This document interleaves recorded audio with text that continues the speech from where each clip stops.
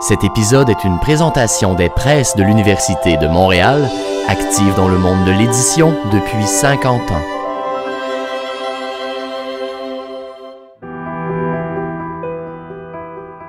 Même si on est anthropologue, on n'est pas à l'abri des préjugés. D'un côté, vous avez des préjugés défavorables comme l'ethnocentrisme, le chauvinisme étroit, le racisme. Et de l'autre côté, vous avez la xénophilie. Et la xénophilie, c'est de l'ethnocentrisme inversé. C'est penser que les autres, que les institutions des autres sont meilleures que nous ou que nous-mêmes. J'ai eu la chance de lire « Race et histoire », publié en 1950, un petit texte de 80 pages. J'ai compris que toutes les cultures avaient tendance à considérer leur culture comme étant la norme en toute chose, et dans certains cas, la norme par laquelle on pouvait jauger ou évaluer les autres. J'ai lu Lévi-Strauss, j'avais 21 ans, et je lis toujours Claude Lévi-Strauss. Ça demeure l'ethnologue qui a exercé la plus grande influence sur moi.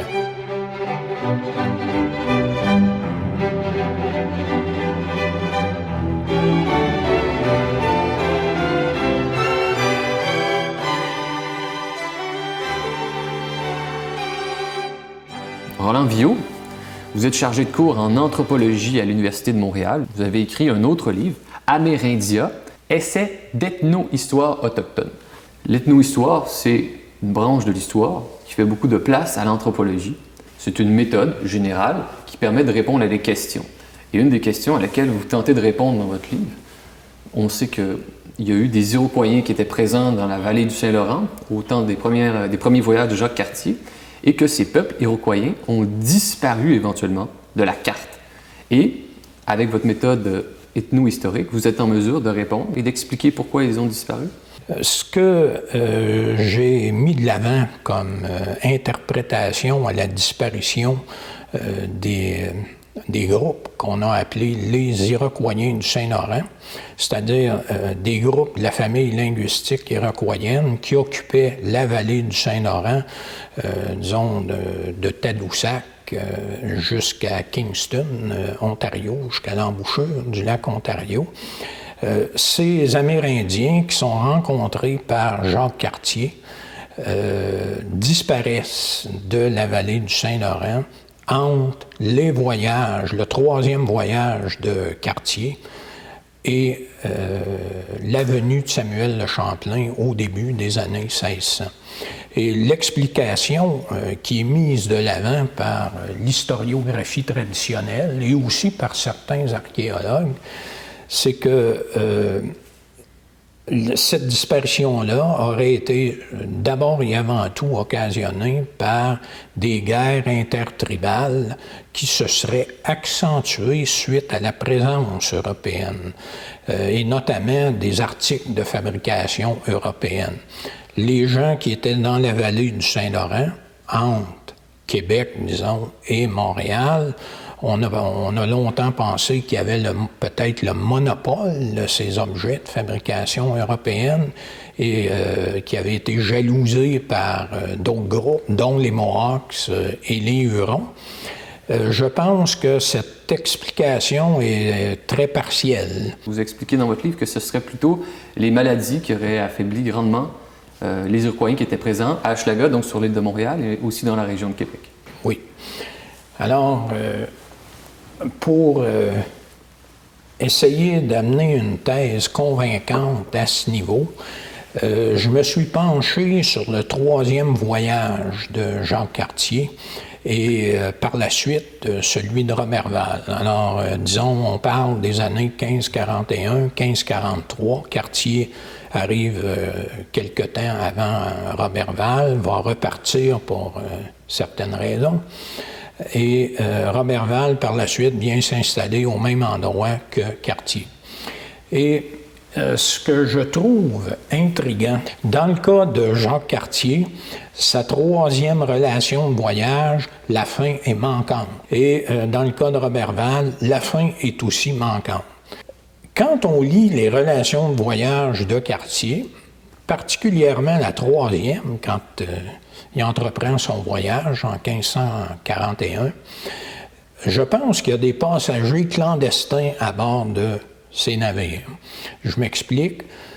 Cartier arrive avec 5 navires et de l'équipement aratoire et également toute la basse-cour. Parce que Cartier, suivi de Roberval, viennent dans la vallée du Saint-Laurent, cette fois, non pas tellement pour découvrir et explorer, mais pour coloniser. On le sait, aujourd'hui, les principaux vecteurs de maladies, c'est-à-dire les virus, les bactéries et les parasites, sont transmises aux humains par les animaux domestiques. Exemple, le porc et le poulet vont transmettre la grippe. Le cheval, le tétanos. Le chien, la rage. Et on sait que Jean Cartier amène avec lui, d'ailleurs on a des détails à ce niveau dans sa relation de voyage, transporte avec lui toute la basse-cour ou presque, donc tous les animaux domestiques. Alors ces animaux domestiques ont pu facilement contaminer les Amérindiens, notamment de la région de Québec et par la suite de Montréal. Les Indiens, il faut le rappeler, n'étaient pas immunisés et une simple grippe pouvait les tuer. Et les Iroquois étaient peut-être plus exposés que les nomades algonquiens qui vivaient, eux, dans l'Interland, parce que les Iroquois habitaient des villages, des agglomérations rurales qui pouvaient compter 500 et jusqu'à 1500 ou 2000 personnes, vivaient dans des maisons longues. Leur organisation sociale principale, c'était la maisonnée multifamiliale, donc vivaient regroupés. Et compte tenu qu'ils étaient en contact directement avec les Européens, on peut penser qu'ils ont été contaminés plus rapidement et plus facilement. D'après vous, ce vide dans les correspondances de Cartier de Roberval, ça exprime peut-être une gêne ou il y a peut-être une censure du roi qui a voulu camoufler la dégradation des relations entre les Iroquois et les Français qui s'installaient dans le Saint-Laurent? On sait aujourd'hui que le moine cordelier André Tevet a séjourné pendant 6 mois à Saint-Malo, dans le manoir familial de Jacques Cartier. Et tout indique que Tevet a acheté les manuscrits de Cartier et de Roberval. Et on peut penser que Tevet a voulu protéger la réputation de son ami Cartier en soustrayant à la publication certaines parties des relations de voyage. Parce que vous savez, Cartier, quand il repart, une fausse compagnie à Roberval, en le croisant à Terre-Neuve, il amène avec lui ce qu'il pense être de l'or et ce qu'il pense être des diamants. Alors, finalement, après expertise, on se rend compte que c'est de la pyrite de fer et de la quartzite.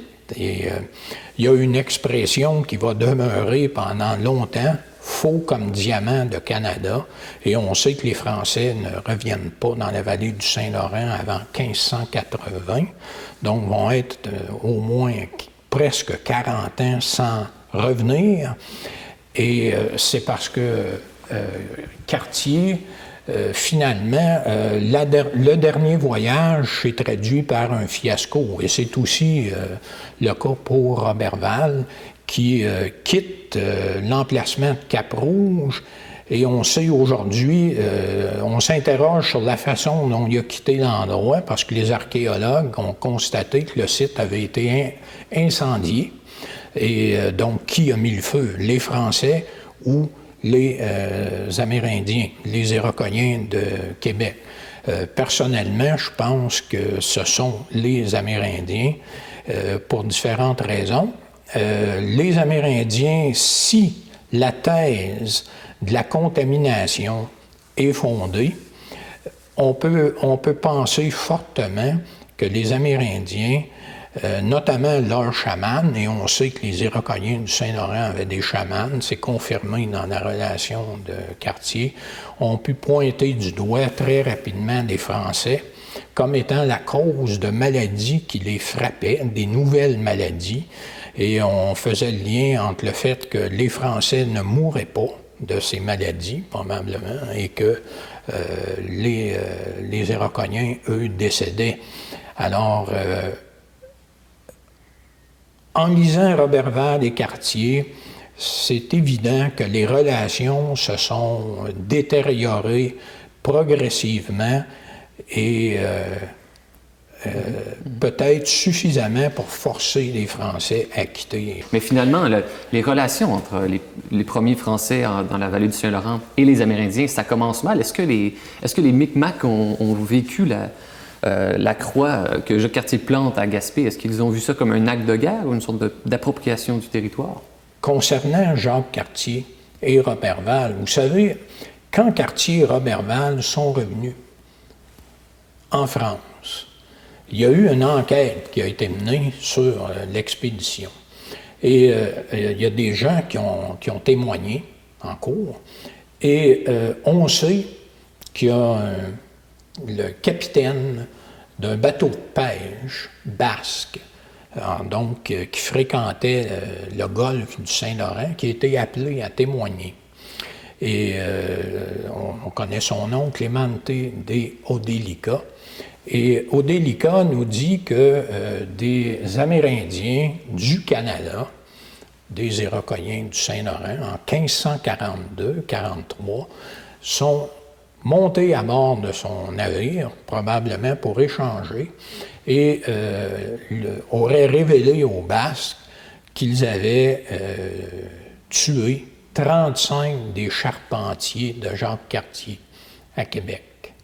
Alors, c'est un indice à l'effet que les relations s'étaient détériorées gravement dans la vallée du Saint-Laurent entre Français et Iroquoiens. En ce qui concerne votre question, Jacques Cartier à Gaspé, lors du premier voyage, qui débarque et plante une croix, c'est intéressant de lire Cartier quand il nous parle du langage des signes et que le chef Donnacona lui indique la croix et le paysage alentour pour lui faire comprendre que ici, c'est chez lui et que pour planter la croix, il faut demander la permission d'abord.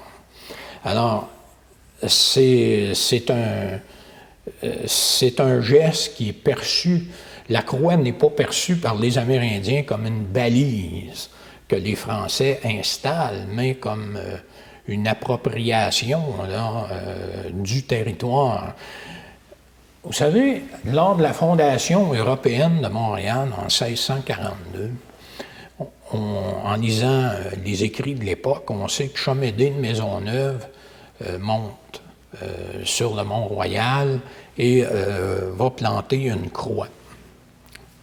Et donc, on prend possession du territoire. Et la croix de bois, à l'époque, ne demeura pas sur place un an. On le sait par les écrits de l'époque. On nous dit que les Iroquois ont abattu la croix. Alors, ce n'est pas un geste à l'encontre du christianisme, mais on veut, à mon avis, montrer aux Français que le territoire est occupé et exploité par les Amérindiens. Je vous pose une question. On continue peut-être sur le thème de l'hostilité, mais vous avez étudié beaucoup le comportement guerrier des Amérindiens. Et vous dites que les Amérindiens, entre autres les Iroquois, avaient une façon différente de faire la guerre par rapport aux Européens. Les Européens campent, essaient de conquérir du territoire, de s'approprier les bases ennemies, tandis que les Amérindiens avaient une façon différente, c'est-à-dire que c'était une guerre d'affaiblissement et on essayait de faire des captifs. Dans les sociétés occidentales contemporaines, ce que l'on constate, c'est que la guerre a pour but de vaincre l'ennemi, de le tuer éventuellement, et souvent de s'approprier son territoire et par le fait même les ressources naturelles, les matières premières qui s'y trouvent. Chez les Amérindiens, particulièrement chez les Iroquois, on n'observe pas ce phénomène. C'est une guerre de capture dont l'objectif premier est de faire des prisonniers, particulièrement des femmes et des enfants qu'on va intégrer par l'adoption, c'est-à-dire qu'on va transformer en parents, et on le fait pour une raison précise, c'est pour remplacer les morts. D'ailleurs, bon nombre de captifs qui sont adoptés chez les Iroquois vont prendre le nom, le statut et l'identité clanique du défunt qu'ils remplacent. Donc, on intègre le prisonnier.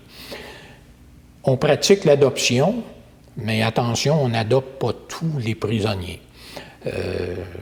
On adopte particulièrement les femmes, des enfants des deux sexes, mais le plus souvent, les hommes vont être probablement mis à mort ou on va les transformer en esclaves. Donc, l'esclavage existe sous deux formes. Domestique, on va garder ces hommes pour travailler au champ sous la supervision des femmes, parce que chez les Iroquois, mis à part le défrichage des nouveaux espaces cultivables, les hommes libres ne participent pas aux travaux horticoles. Donc, pour alléger, si on veut, le fardeau des femmes, on va utiliser des prisonniers de sexe masculin qu'on va assigner à des tâches horticoles, ou encore on va pratiquer l'esclavage marchand en échangeant ces captifs de guerre qu'on n'a pas adoptés et qu'on a laissés en vie. Et ça va devenir particulièrement fréquent à partir du contact avec les Européens, parce que là, il y a un marché, le marché colonial, c'est-à-dire que les Européens sont intéressés à acheter des captifs amérindiens. D'ailleurs, on le sait, il n'y a pas seulement que les Iroquois qui vont pratiquer l'esclavage marchand. On sait qu'il y a eu au moins 4000 esclaves amérindiens en Nouvelle-France. Dans votre livre, vous évoquez à quelques reprises l'anthropophagie, donc le cannibalisme. Alors, c'était quoi l'ampleur du cannibalisme chez les Amérindiens en Amérique du Nord? Disons que l'anthropophagie ou le cannibalisme rituel chez les Iroquois, c'est une pratique qui est presque, je ne dirais pas toujours, mais qui est presque toujours liée à la guerre. Donc, on ne mange pas n'importe qui, on ne mange pas n'importe quand non plus, et on ne mange pas n'importe quoi. C'est presque toujours des captifs de guerre qui ont été immolés et qui sont consommés. Son ampleur et la pratique est attestée par l'archéologie. Sur certains sites, c'est évident qu'il y a des individus dont les restes sont retrouvés dans des dépotoirs, des restes carbonisés ou encore des incisions qui ont été pratiquées sur les os. Ce sont des évidences de cannibalisme. On ne traite pas ses parents de cette façon-là, plutôt ses ennemis. Et c'était une pratique qui existait avant l'arrivée des Européens, mais qui va se résorber éventuellement au 17e siècle, parce qu'à partir du moment où on adopte certains captifs, l'excédent est réduit à l'esclavage, on va éviter, on va en mettre à mort, mais de moins en moins parce qu'il y a un marché où on peut les écouler et obtenir des articles. Quelle était la signification profonde du cannibalisme? C'était de manger l'énergie et l'âme de son ennemi? C'est une technique, l'anthropophagie, c'est chez les Irokoniens, une technique supplémentaire pour se protéger contre l'âme des individus dont on provoque la faim prématurée. Un peu comme le scalp. Je scalpe, j'ai le contrôle sur l'âme, la force spirituelle de l'individu.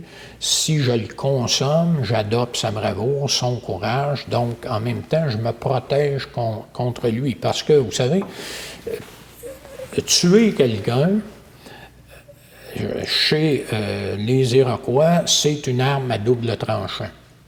C'est-à-dire que la mort, c'est celle de l'enveloppe matérielle, mais son âme, c'est l'essence spirituelle.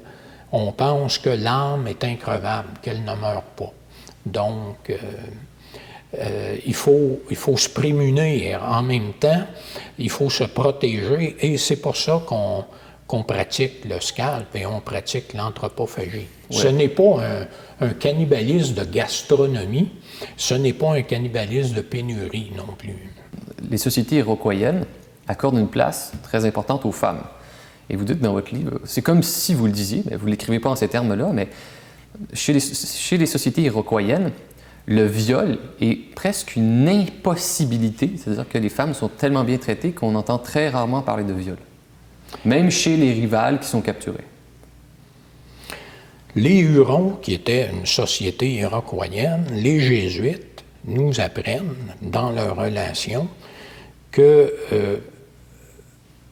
en termes de présent compensatoire pour une vie perdue, quand il s'agit d'une femme, il faut verser 2 fois plus en termes de valeur et de présent que pour la vie d'un homme.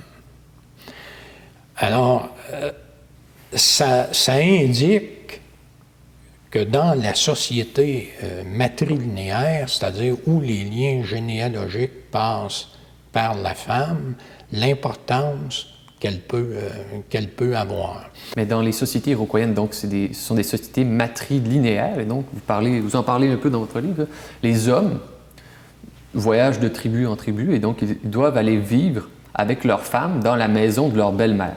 Tout à fait. Société matrilinéaire, mais on s'entend bien, on ne parle pas de matriarcat. Un matriarcat, ça laisserait entendre une société où les femmes, comme groupe, auraient contrôlé l'ensemble des pouvoirs de fonction, d'autorité, de décision. Dans les sociétés iroquoiennes, c'est pas comme ça que ça se passe. En fait, je pense que ceux qui détiennent du pouvoir, de l'influence particulièrement, ce sont les personnes âgées. Donc, plutôt que de parler d'une gynécocratie, comme le faisait le jésuite Lafitau en disant c'était l'empire des femmes, je pense qu'on peut parler plutôt d'une gérontocratie où le pouvoir et l'influence est partagé par les aînés, notamment par les aïeuls, les femmes âgées, particulièrement les grands-mères, les mères de clan, et par les hommes, notamment les anciens chefs civils ou spirituels. Dans les sociétés iroquoiennes, les Iroquois, les Hurons, il y a quand même un chef, et c'est un homme. Mais vous écrivez que c'est un chef qui a des pouvoirs assez restreints. Pouvoir assez restreint, d'autant plus qu'il est choisi par la mère de clan, le chef du clan. Donc, celui qui le met en place, ou celle qui le met en place, c'est la mère de clan.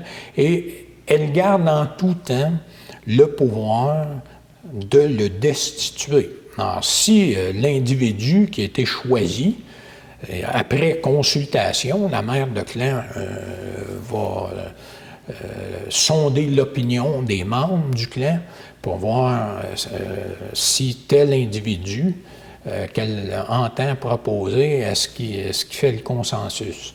Et elle va le choisir et elle peut le démettre en tout temps si cet individu décide de ne pas tenir compte finalement de l'opinion ou des décisions du clan qu'il représente. C'est peut-être anachronique, mais sans parler de droit individuel, on dirait que dans les sociétés iroquoiennes, il y avait une sorte de liberté qui était accordée aux gens, entre autres aux femmes. Les femmes avaient le droit de divorcer, même de congédier leur mari. Quand on parle de droit, il ne faut pas oublier que des droits, qu'ils soient individuels ou collectifs, ça sous-tend des devoirs et des responsabilités vis-à-vis les autres membres du groupe, si on parle d'un individu. Et c'est de cette façon que bon nombre de groupes amérindiens éduquaient leurs enfants.